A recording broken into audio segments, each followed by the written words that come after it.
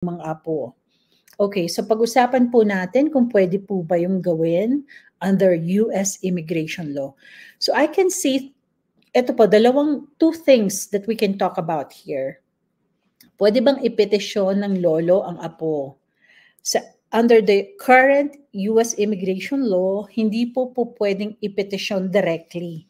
So wala pong direct petition si lolo sa apo. Ang pwede lang po ay yung magulang sa anak, and then kung qualified, magiging derivative po ang mga bata. Pero kung diretso po from lolo to apo, ay hindi po maaaring gawin under US immigration law. Ngayon, meron pong isang paraan, depende po sa edad ng mga bata sa Philippines, ano?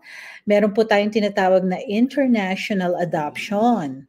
Yung international adoption yan ay depende po sa edad ng mga bata. So, meron pong proseso na i-adapt mo ang mga bata and then ikaw ang kanilang magiging legal parent. And because of that, ay pwede mo silang i-sponsor bilang magulang.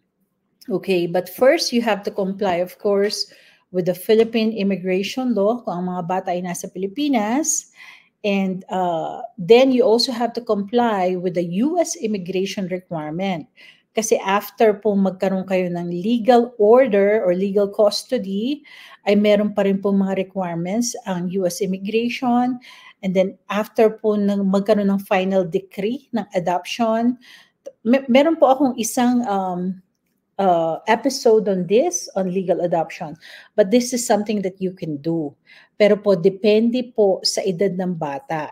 And depende po sa requirement ng Philippines. So, ang payo ko po sa inyo is first, makipag-usap kayo doon sa isang family lawyer from the Philippines, yung adoption lawyer sa Philippines. I know may mga proseso, marami nagrereklamo sa proseso sa Philippines, ano? Kasi you have to go to court, tapos may mga home study and all that. But you have to comply with that. And depende po sa edad ng bata. So, I think, so to answer your question po, Sir Arthur, unfortunately, wala pong direct petition ang lolo sa apo. Okay? However, kung bata pa sila and pasok pa yung edad nila do sa legal requirement sa Philippines, ay pwede po silang ipetisyon. I mean, pwede po silang i-adopt and then magkakaroon ng international adoption. Okay? So it's parang iikot lang. It's a